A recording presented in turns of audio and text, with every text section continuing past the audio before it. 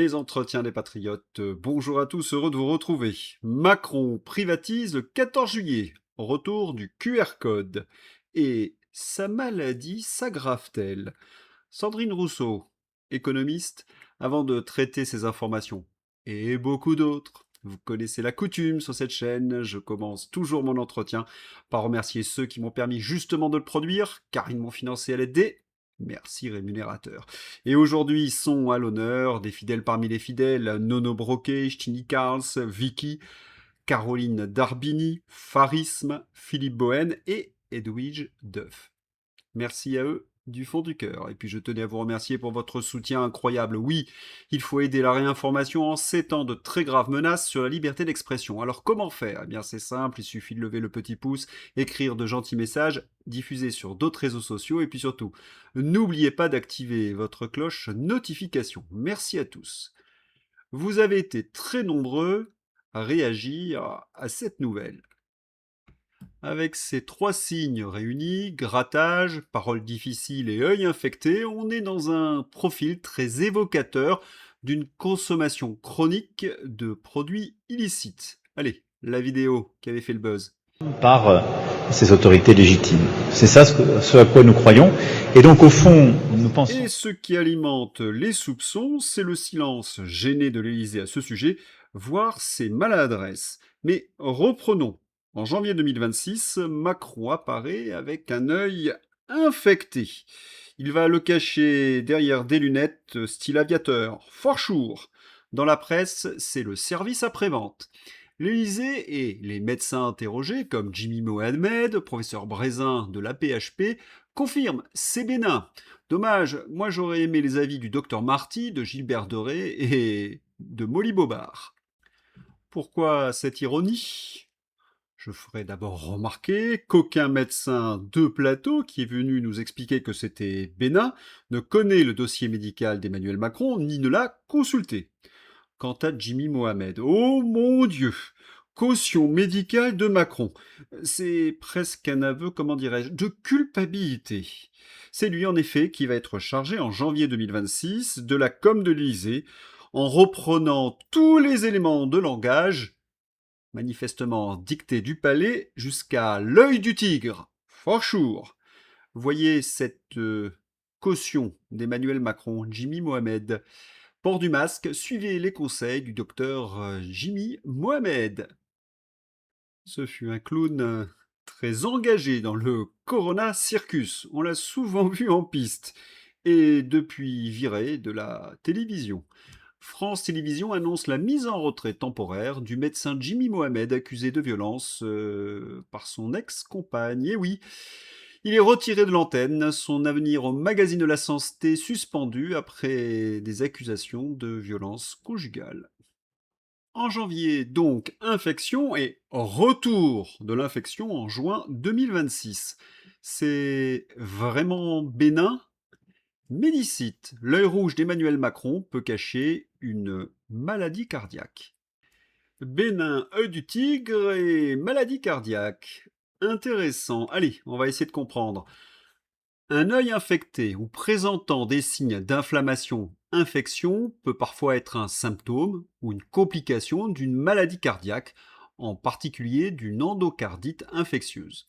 La consommation de stupéfiants comme la poudre ou d'autres stupéfiants, surtout injectés, peut causer à la fois des problèmes cardiaques et un œil infecté, souvent de façon liée. On attendrait que certains viennent contredire nos soupçons. Rien. Oui, sur le sujet, silence radio de l'Élysée. Macron n'a pas publié de bulletin de santé officiel pour son problème à l'œil.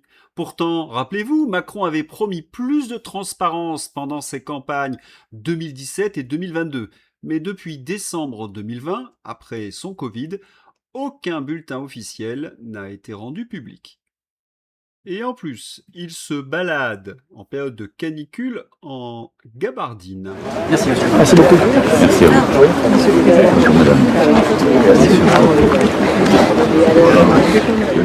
Macron en gabardine par 40 degrés, le symbole d'un pouvoir qui se cache. Ce n'est pas une tenue, c'est un aveu. Gilet pare-balles sous le tissu, peur du peuple qu'il méprise et qui le lui rend si bien.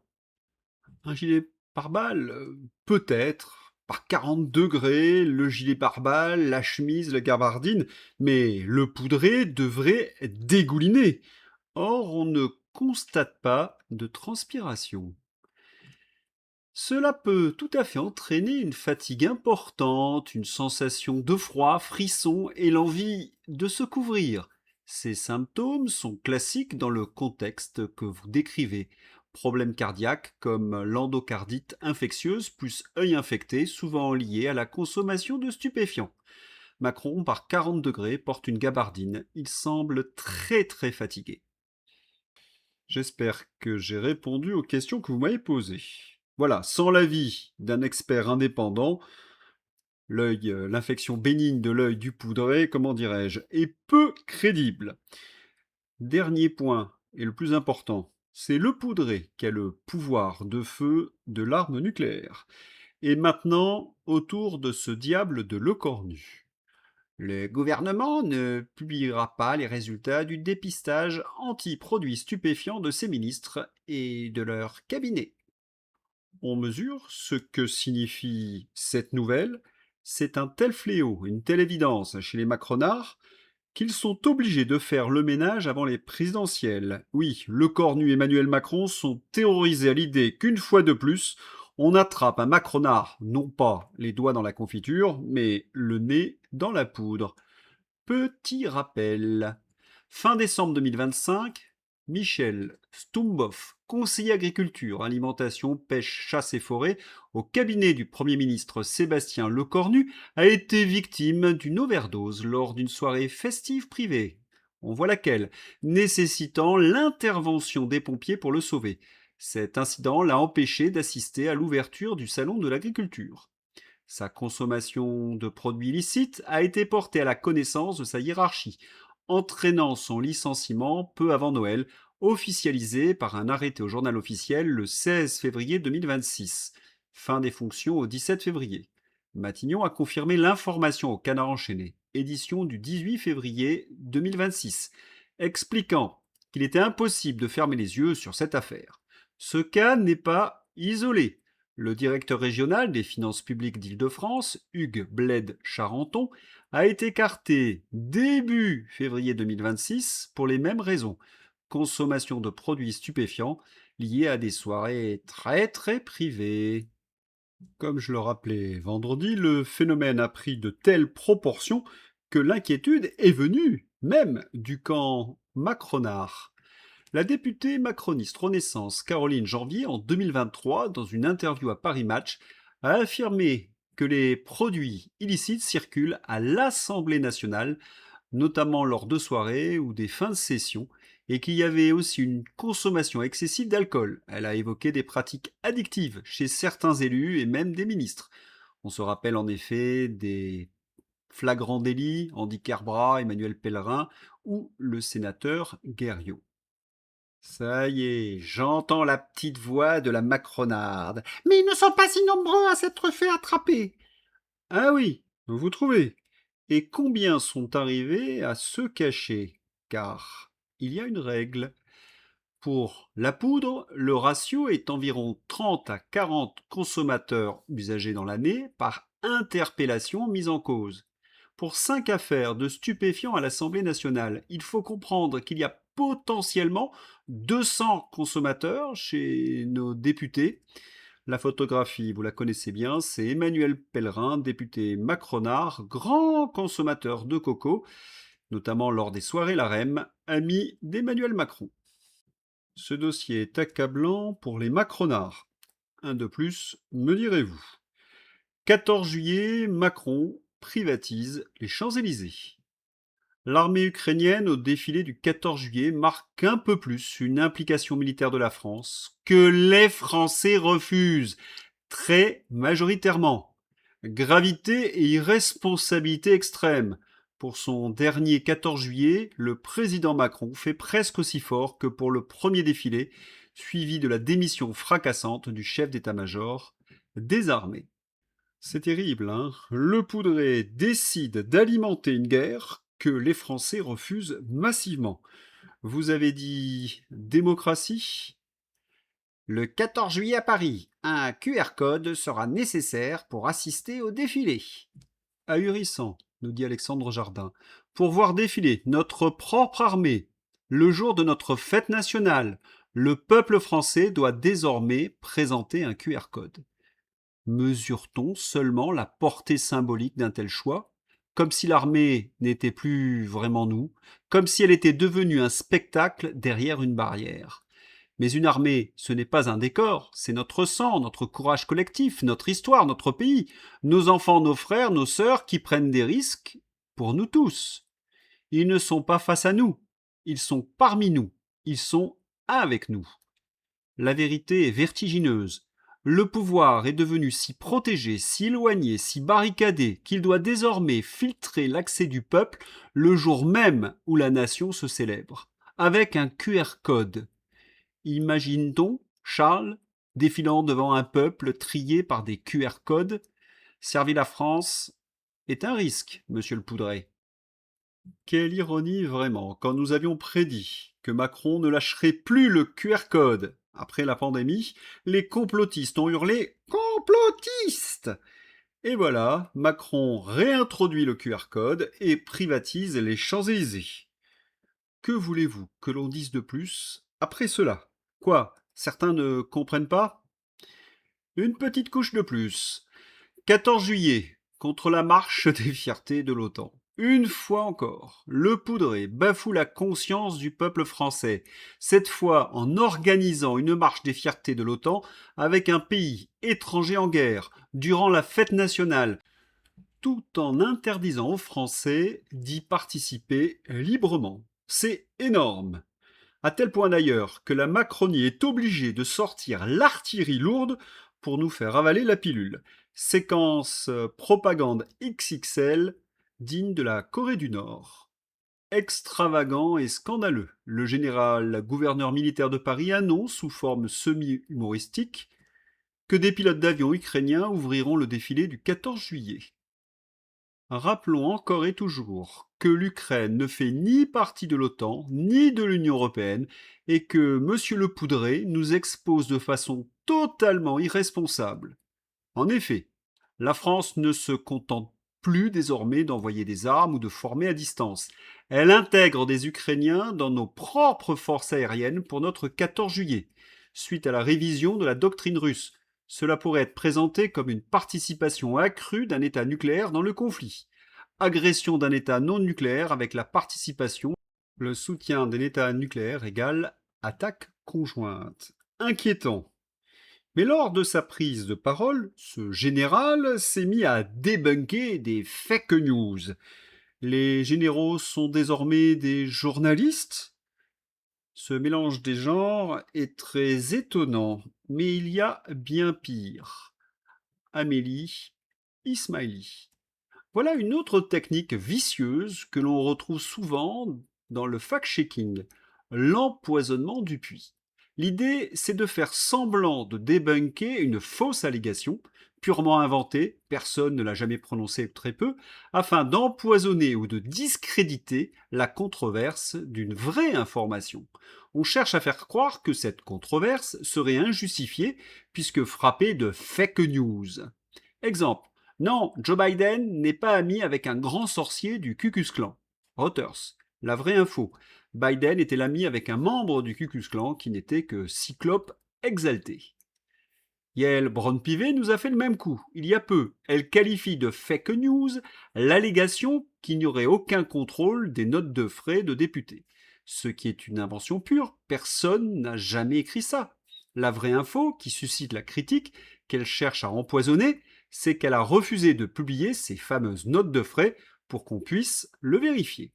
Ci-dessous, vous avez un magnifique cas d'école de cette pratique, qui a poussé la chose encore plus loin. Toute une série de fausses allégations, purement fictives, conçues pour faire passer la pilule des controverses entourant le 14 juillet. Il y aura 10 000 soldats ukrainiens, des avions ukrainiens, l'armée européenne, l'hymne européen, défilé annulé pour cause de canicule, etc. Il n'y a probablement pas un seul tweet dans Twix qui aurait fait l'une ou l'autre de ces pseudo-allégations.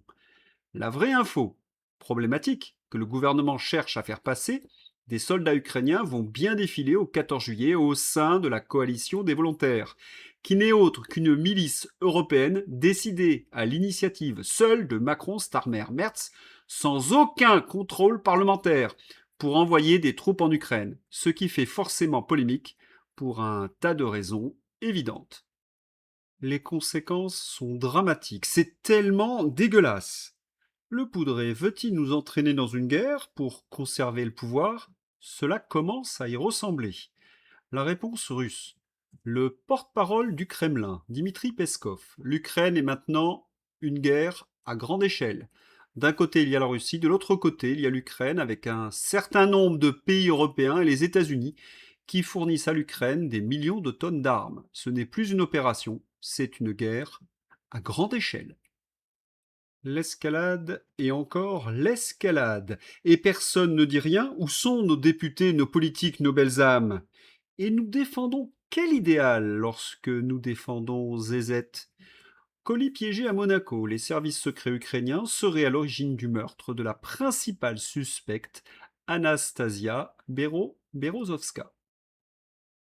Est-ce là les valeurs d'Emmanuel Macron et la démocratie? Le Était général Roux. favorable à l'Ukraine, à l'armée ukrainienne. Il n'y aurait probablement pas de manifestations telles que celles que vous avez montrées. Il n'y aurait pas ces désertions, il n'y aurait pas, et l'Ukraine n'aurait pas à faire appel à des mercenaires, parce que l'armée ukrainienne. Cela sonne comme une évidence. Mais comment peut-on défendre une telle guerre? Tenez, on va laisser la parole à la défense, à celui qui est un ardent donc défenseur de la guerre.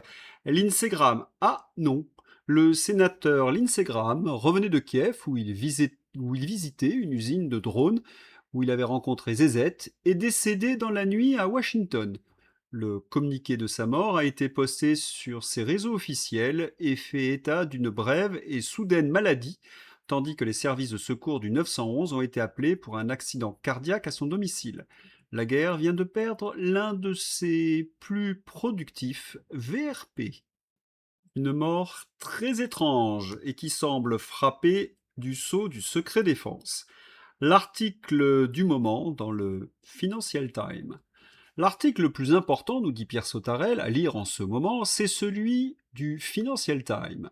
Oui, ils actent la fin du mythe de l'immigration de masse comme remède économique au vieillissement, aux pénuries de main-d'œuvre et au ralentissement de la croissance. Pendant des années, Giovanni Perri, les experts du FMI et de l'OCDE, les élites européistes, les macronards, les socialistes, Nathalie Loiseau et Édouard Philippe, etc., les gros cerveaux, les énarques, les économistes patentés, nous ont présenté l'arrivée continue de travailleurs immigrés comme une nécessité économique incontestable. Aujourd'hui, certains des plus grands économistes montrent au contraire que la raréfaction de la main-d'œuvre peut favoriser la hausse des salaires, l'investissement, l'innovation et les gains de productivité.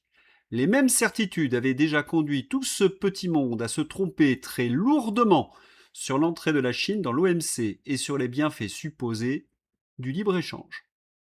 Et c'est une telle évidence parce qu'il suffit de regarder les pays les plus performants économiquement dans le monde. Ce sont des pays sans immigration ou très contrôlés, en Asie notamment. Il y a d'ailleurs une règle économique simple. Si vous limitez l'immigration, les salaires augmentent automatiquement. Pourquoi?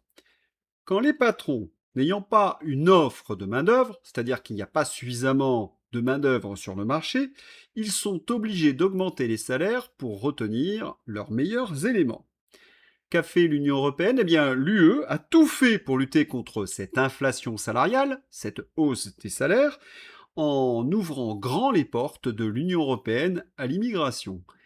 C'est une vraie saleté.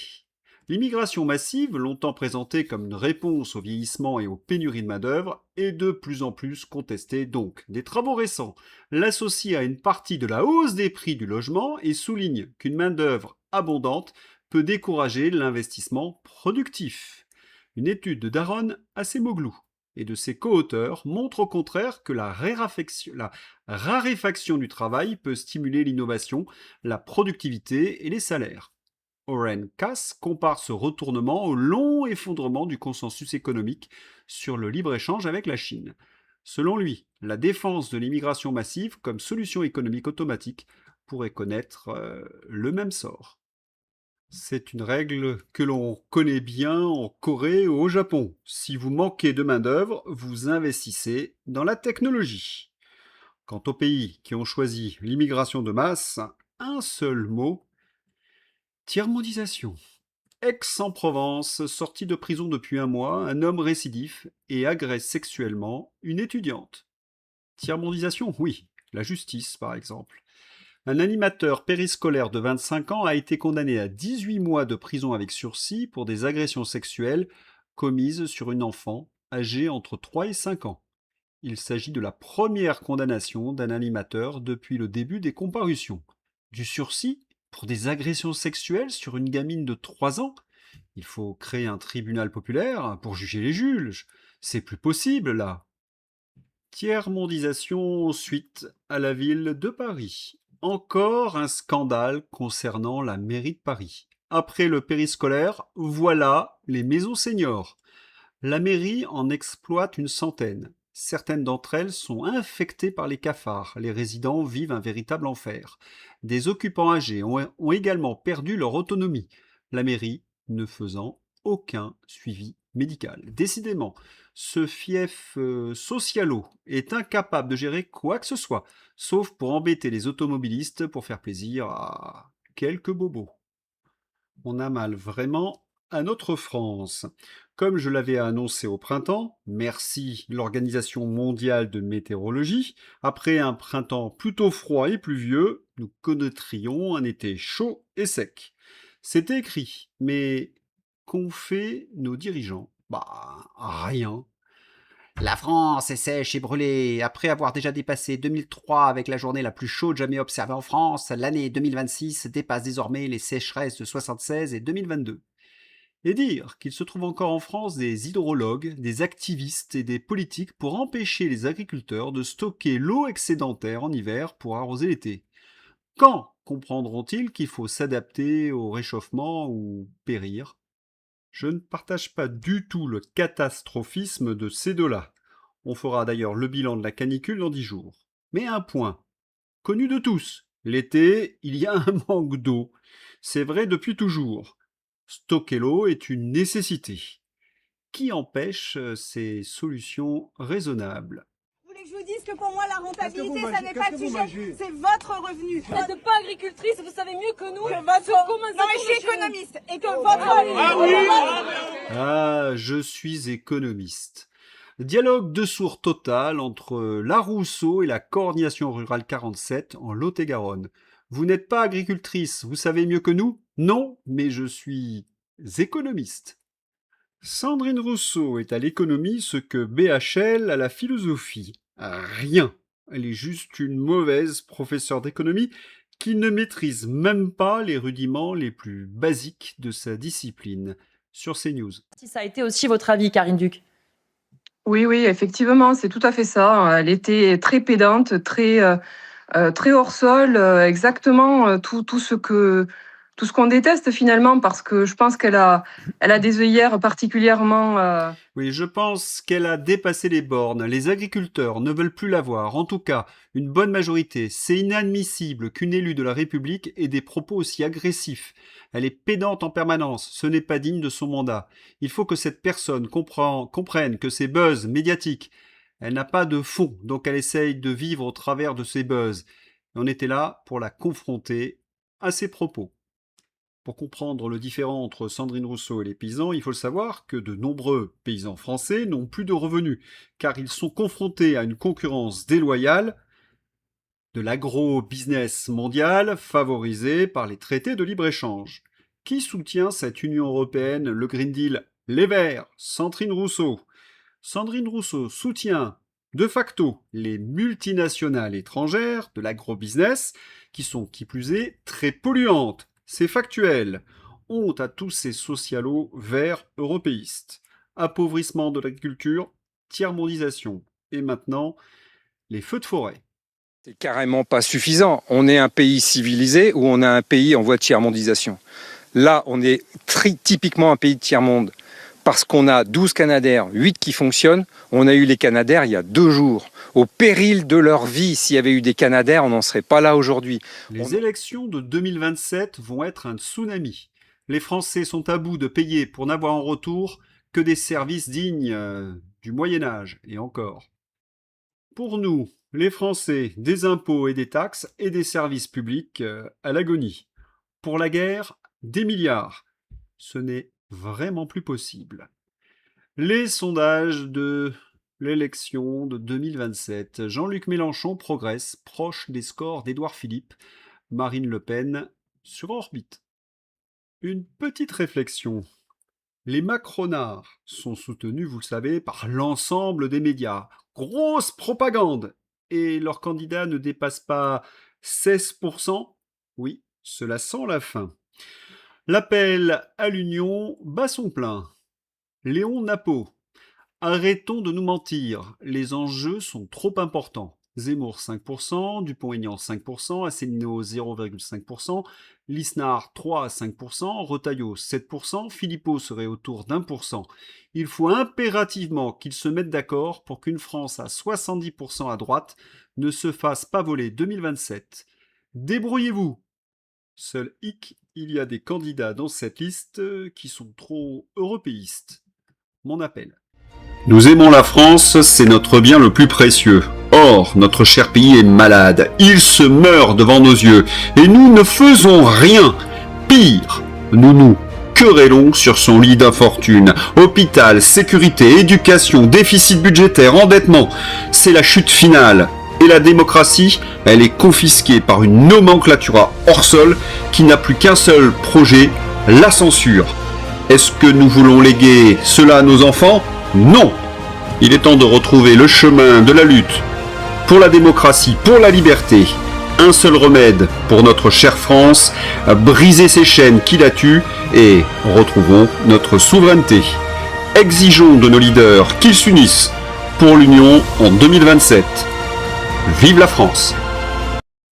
Et il ne faudrait pas oublier l'excellent Jean-Frédéric Poisson. Et bien sûr, nous tendons la main à tous ceux qui veulent restaurer la souveraineté française. Sarah Knafo, nous ne vivons plus dans un pays ultralibéral, contrairement à ce que Mélenchon et ses camarades racontent. C'est ultra-orwellien de dire cela.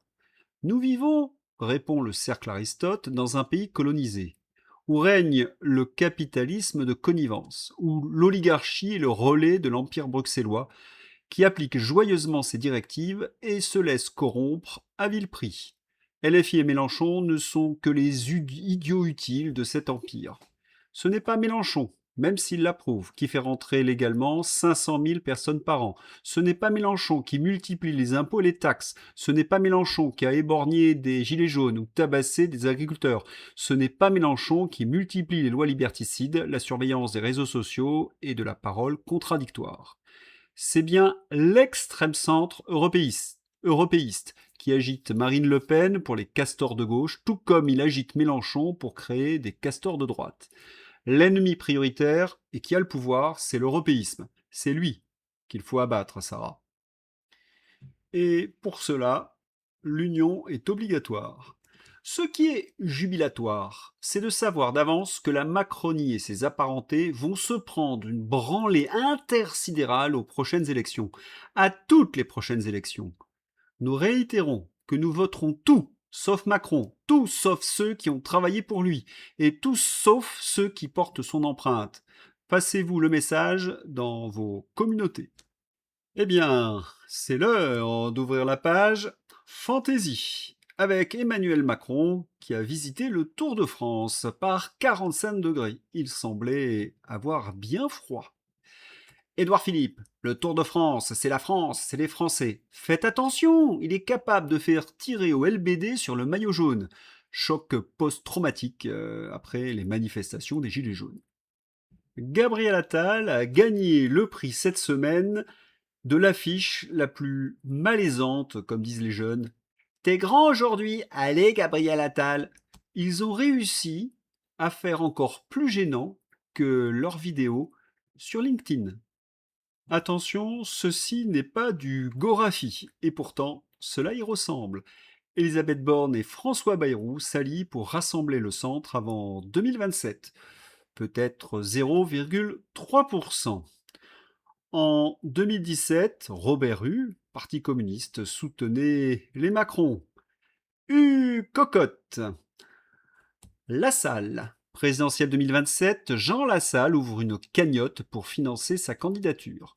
Il va enfin donner la preuve de la non-pchoute de Macron. Jean Lassalle, le traître de la télé-réalité. Président, non merci. Le sitcom de l'été, Lolo et Marine. Oui, Laurent et Marine ont vécu une torride histoire d'amour. Mais Laurent l'a abandonné pour Édouard. Marine se venge. Ma tête quand je dois voyager assis sur ma valise dans un TER bondé et surchauffé de Laurent Wauquiez. Ah, tiens, Marine Tondelier plébiscite la clim. C'est nouveau. Et évidemment, les réseaux sociaux n'ont pas pu s'empêcher de faire quelques détournements. Le TER bondé de Marine Tondelier. Brest, pourquoi la Marine nationale fête ses 400 ans à Brest? Parce qu'à Dijon, ce serait vachement plus compliqué d'amener autant de bateaux. De rien. Oh, moi j'aurais bien aimé voir les bateaux à Dijon. Même si le canal est un peu étroit. Eric Fraticelli répond aux critiques venimeuses des journalistes de gauche de Libération et du Parisien contre sa dernière création. Voilà, on s'en fout complètement, hein. Et puis il y a des gens qui m'ont dit, mon Dieu, mais ça doit vous faire mal au cœur. Pas du tout, ça me fait mal au cul quand je vais aux toilettes pour essuyer avec. Je déconne parce que c'est même pas bon pour ça. Ça fait mal et c'est même pas parfumé. Voilà. Donc, petit message, en fait. Déjà, quand tu t'appelles le Parisien, faut que tu comprennes qu'on en a rien à cirer. Je me rappelle d'avoir vu Le Clan et je m'étais bien amusé. Allez, courage, Eric. Les commentaires sous le QR code pour le 14 juillet. Merci bien pour aller voir un défilé avec des affreux. Je ne vais pas me faire tatouer un QR code sur le derrière avec la photo de Macron à côté. Donc je vous prie bien de bien aller vous faire décalaminer le conduit avec du verre pilé. Eh bien dis donc. Je suis peut-être pas d'accord sur la forme, mais dans le fond, j'approuve. Katy Perry. Oh, mais c'est Trudeau qui sautille comme un adolescent dégénéré. Un parfait exemple de ce que sont ces young leaders. Money is business. Il faut se résoudre à conclure que l'entente est impossible avec De Gaulle, qu'il est un ennemi du peuple français, il est un ennemi de la construction européenne, il doit être détruit dans l'intérêt des Français. Monnet, 1943, européiste et atlantiste.